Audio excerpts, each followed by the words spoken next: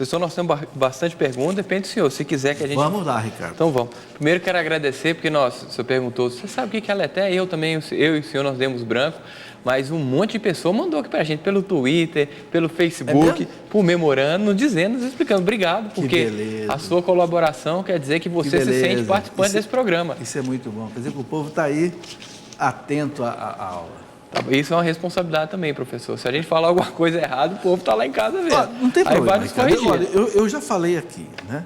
Nós não somos donos da verdade, nem eu nem você. Claro, muito mesmo. Se a gente falar alguma coisa errada, diga que nós dissemos errado. Agora, prove que a gente falou errado, né? Quer dizer, não é no vazio. É uma coisa muito importante, e isso vale para o nosso conhecimento, sabe? Quem acusa alguma coisa tem o ônus da prova, entendeu? Se eu disser, Ricardo, você está fazendo isso assim, assim, prova. Agora, se eu não provar, ele não tem obrigação de responder, entendeu? O que se afirma gratuitamente, se nega gratuitamente. Agora, se você disser, não, olha, você falou isso, está errado, porque no catecismo da igreja está dizendo o contrário. Aí eu vou chegar aqui e vou dizer para você, me desculpe. Apaga o que eu disse, vamos ficar com... Entendeu como é que é? Aí você provou. Então, eu estou dizendo isso porque lá na sua escola, você vai escutar muita acusação contra a igreja sem prova. Então, guarda essa estratégia. Primeira coisa, quando alguém disser assim, não, porque o Papa tal, no ano tal, disse assim, assim, assim. Professor, por favor, qual é a fonte histórica que está aí? Qual é o documento de onde o senhor tirou isso? Entendeu?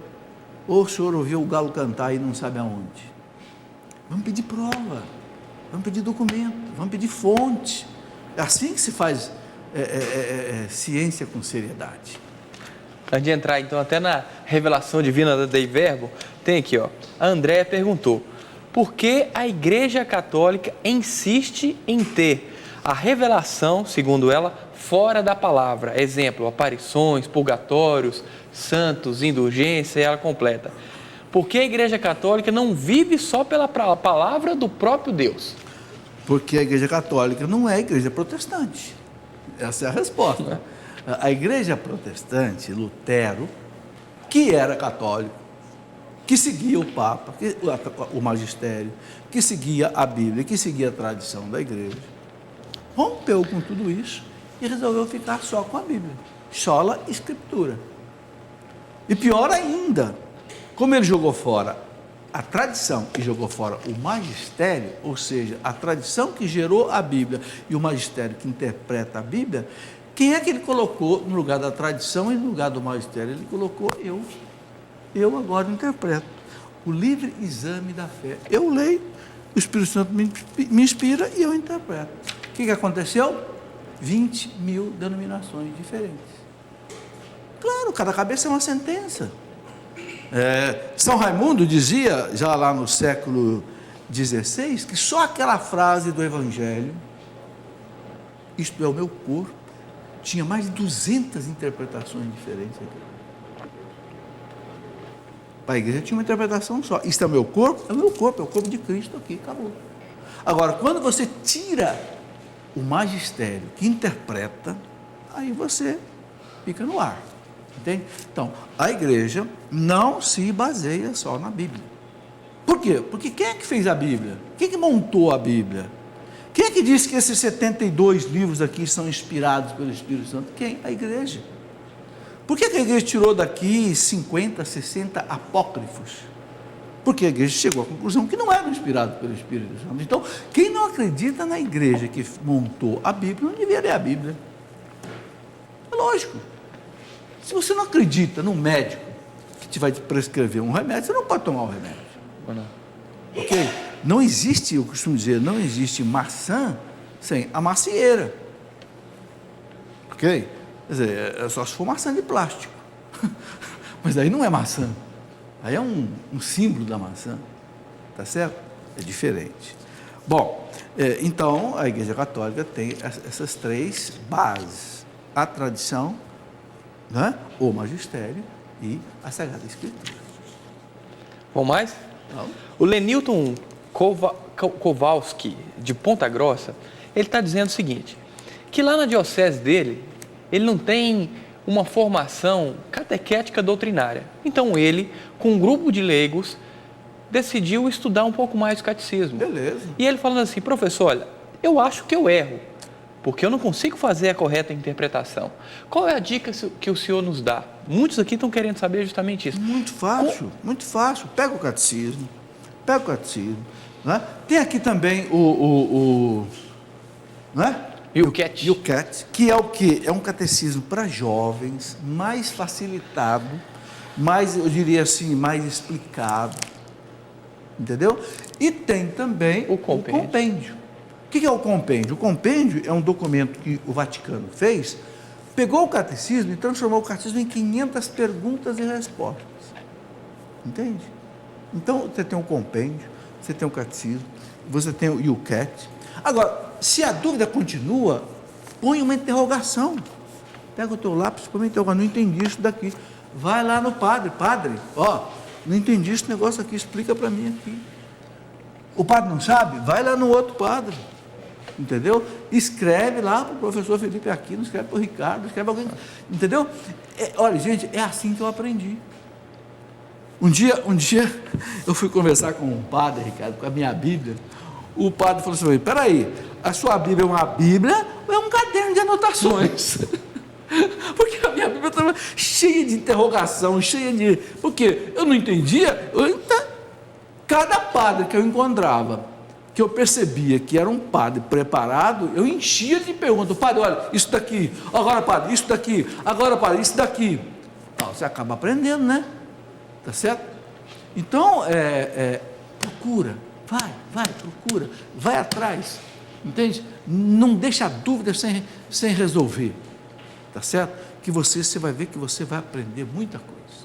Eu sempre falo aqui, né? A pesquisa, ela gera conhecimento. O catecismo da igreja, ele tem uma fonte de referência maravilhosa, né, enorme.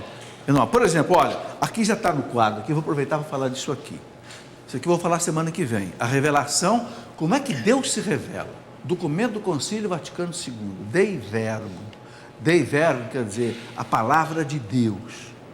Este documento do Concílio Vaticano II, ele explica o que é a Sagrada Escritura, a Sagrada Tradição e o Sagrado Magistério. Então, a aula da semana que vem vai ser em cima disso daqui. Por que a igreja não se apoia só na Bíblia? Porque a Bíblia foi feita por alguém. Como dizia o padre Paulo um dia aqui, a Bíblia não caiu do céu com zíper e tudo. Não, a Bíblia foi sendo montada. 1 livro, 2 livros, 3 livros, 4 livros, até que chegou em 73. Quem é que montou? E qual foi a autoridade que disse isso aqui é inspirado pelo Espírito Santo? Isso aqui não é apócrifo. Quem é essa autoridade? O magistério da igreja, a tradição da igreja. É por isso que a Bíblia não fica de pé sem o magistério e sem a tradição. Porque são as fontes que geraram, entende? Esse livro, ou essa biblioteca que nós chamamos de Bíblia. Você sabe que a palavra Bíblia quer dizer, vem de biblos, é uma coleção de livros, né?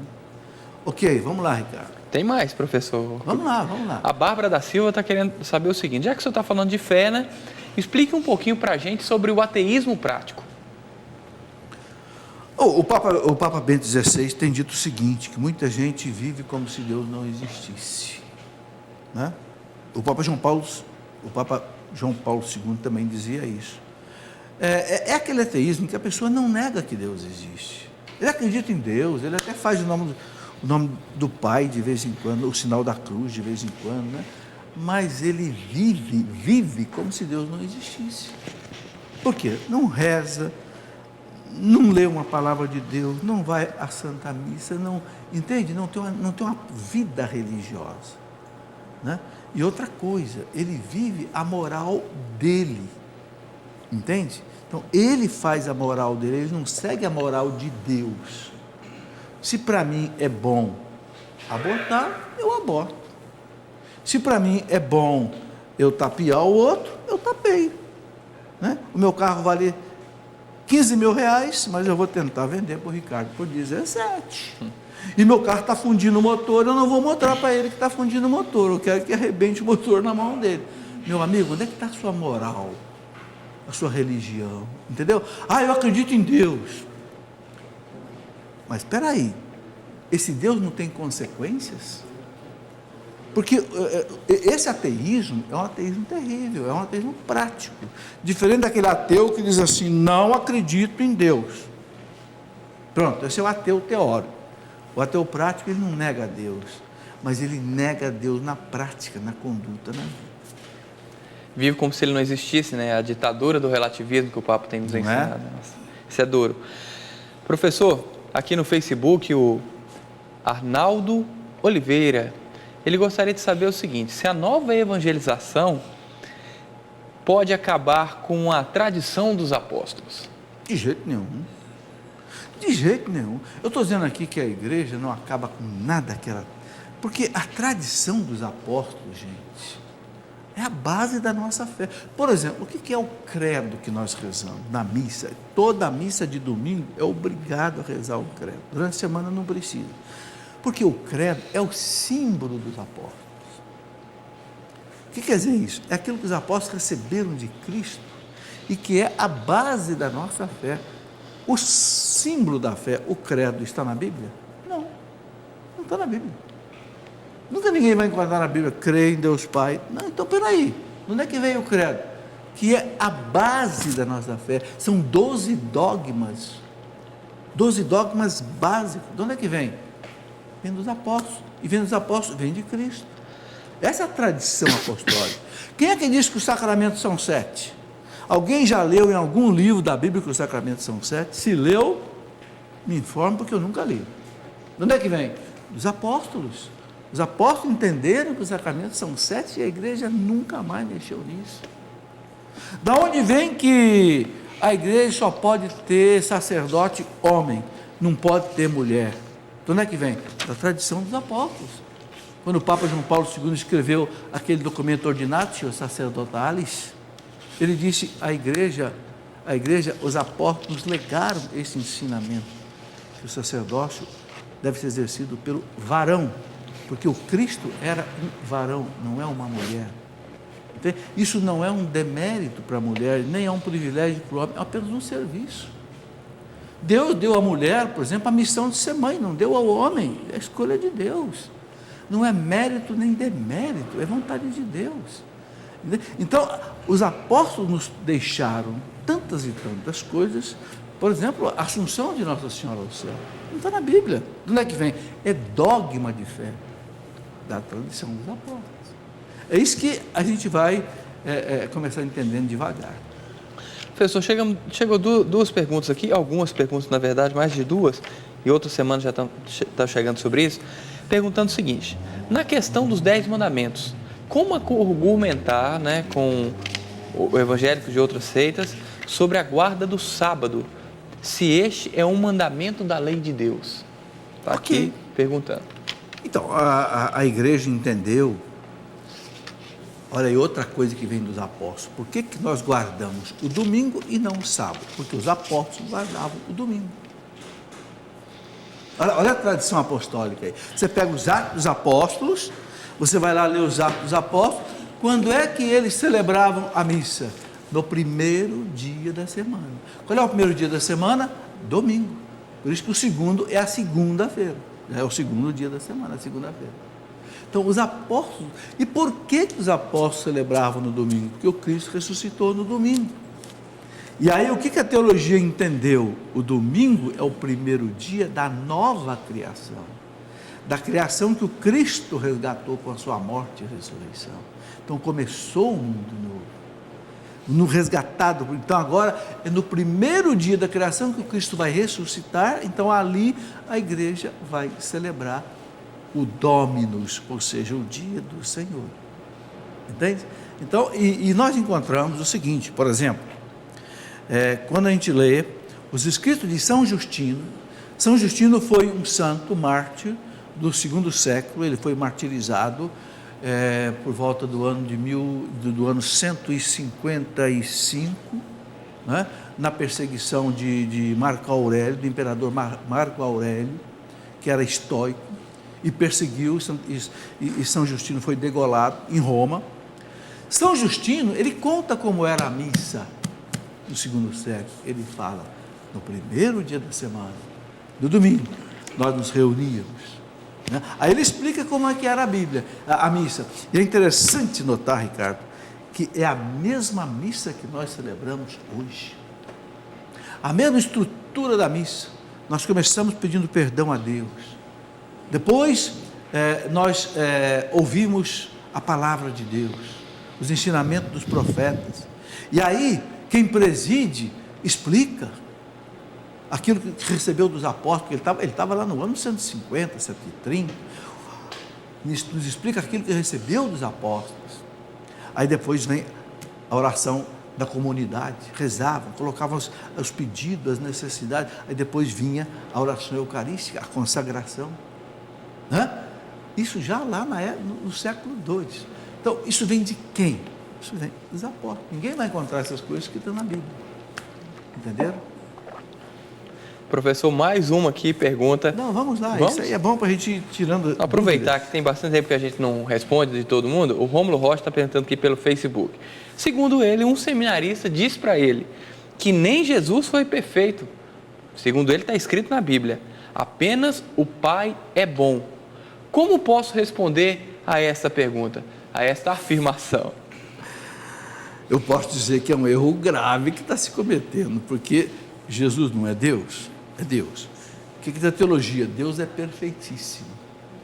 Deus não tem imperfeição. Então, como é que alguém vai dizer que Jesus tem imperfeição? Está negando que Deus seja perfeito. Você está negando que Deus é perfeito, está negando o dogma básico da nossa fé, que é o dogma sobre Deus. Entendeu? Não pode falar certas coisas sem pensar, sem saber. Sabe? E é o perigo, Ricardo, de certos seminários, sabe? É o perigo de certos seminários. Quando eu vejo um seminarista dizer um negócio desse, eu fico arrepiado. Por quê? Porque o seminarista vai pregar nas paróquias, o seminarista vai orientar, porque é seminarista, né? O leigo acredita, mas de repente esse seminarista aprendeu errado. Como dizer que Jesus tem imperfeição, gente?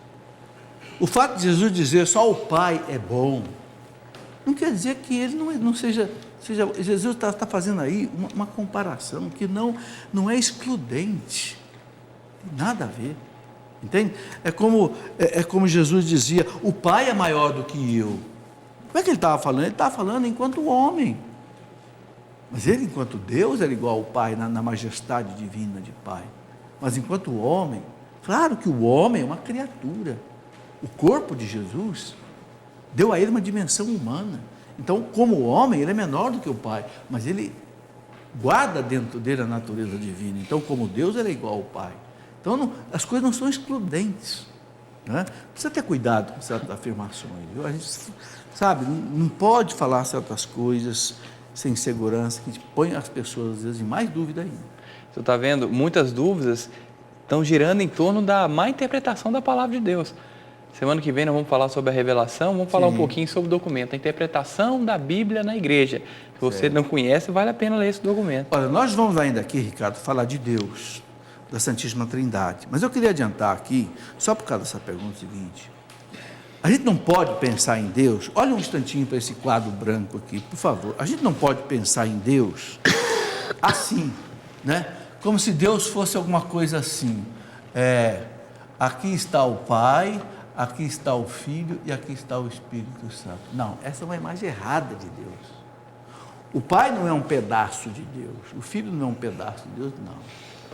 A gente pode olhar assim, vamos tirar daqui essa divisão. O Pai é Deus, o Filho é Deus, o Espírito Santo é Deus.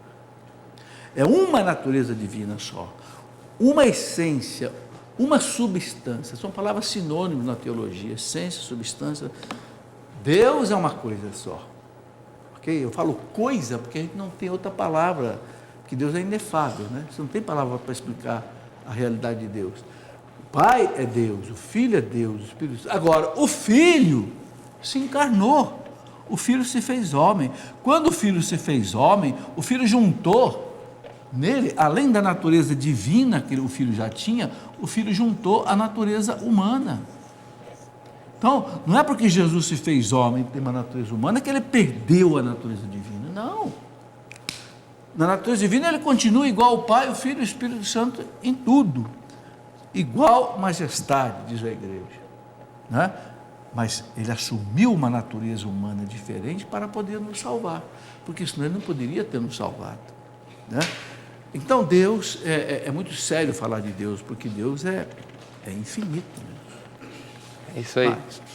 Bom, mais um, professor? Vamos, claro. Beleza. Lucas Dutra está perguntando aqui pelo Twitter. Professor, qual é, ou se existe, a diferença entre liberdade e livre-arbítrio? E se nós temos a liberdade para pecar ou livre-arbítrio para pecar? Olha, Ricardo, essa pergunta seria melhor se fosse respondida por um filósofo. Eu não fiz filosofia. Mas, para mim, na minha filosofia prática, o que é filosofia prática? A filosofia prática é aquilo que eu aprendi assim, en passant, como diz o francês, né? De ler na minha filosofia prática, livre-arbítrio é a mesma coisa que liberdade. Agora, pode ser que na filosofia exista uma distinção, não sei. Então, eu não vou nem arriscar entrar numa seara que não sei, numa praia que não é minha. Para mim, livre-arbítrio e liberdade é a mesma coisa. Deus me dá a capacidade de eu escolher, entende?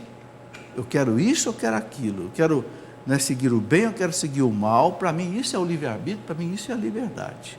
Ambos iluminados pela inteligência e fortalecidos pela vontade.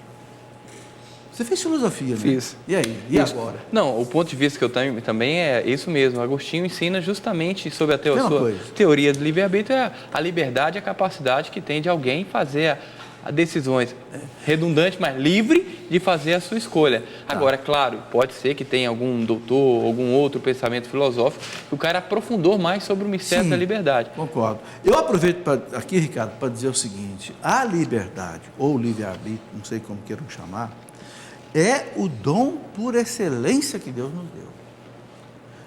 Santo Agostinho dizia que está acima da inteligência, acima da memória, por quê? Porque o que nos faz imagem e semelhança de Deus é a liberdade.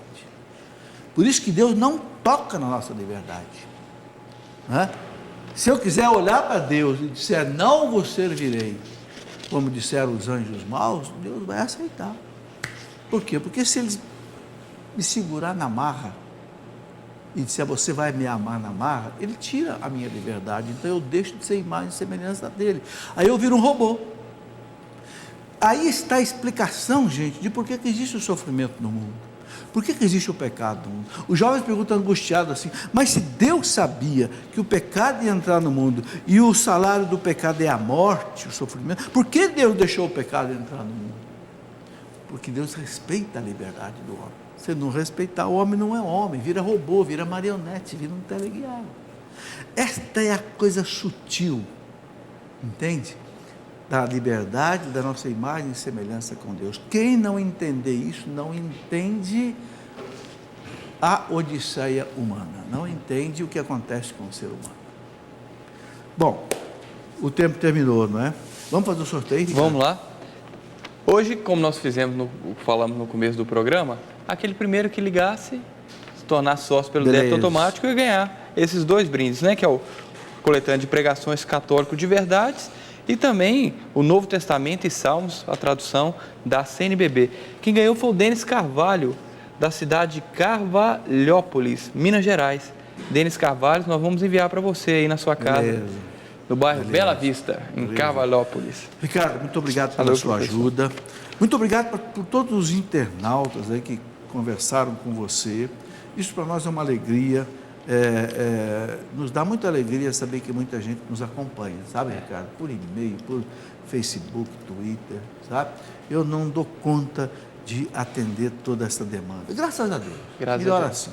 Muito obrigado a vocês que vieram participar aqui ao vivo conosco. Muito obrigado, o Ellen, que está aqui, os câmeras que me ajudaram, o pessoal também aí que estão por trás, né, dos bastidores, fazendo essas imagens de som chegar até vocês. É muita gente trabalhando, ok?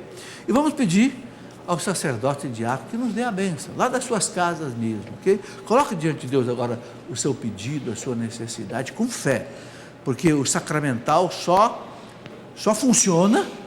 Vamos falar uma linguagem prática. Se você tiver fé, é diferente do sacramento. O sacramento ele vale mesmo sem ter fé. Batizou, está batizado. Mas o sacramental não. O sacramental você tem que acreditar. Por isso que na renovação carismática o pessoal diz assim, tome posse dessa bênção. Eu gosto dessa expressão. Né? Tome posse, Senhor, o Senhor está me dando, é meu. Agora é meu.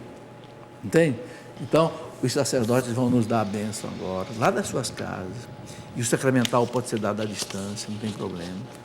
Sacramento não pode, sacramental pode. Entende? Para que você receba a bênção que hoje você precisa. Qual é a sua necessidade hoje? Ponha diante de Deus. A nossa proteção está no nome do Senhor, que fez o céu e a terra. Pela intercessão de Nossa Senhora e de São José, desça sobre nós esta bênção sacerdotal, diaconal, episcopal, trazendo para cada um de nós, para aqueles que precisam, a saúde do corpo e da alma. Em nome do Pai, e do Filho, e do Espírito Santo. Amém.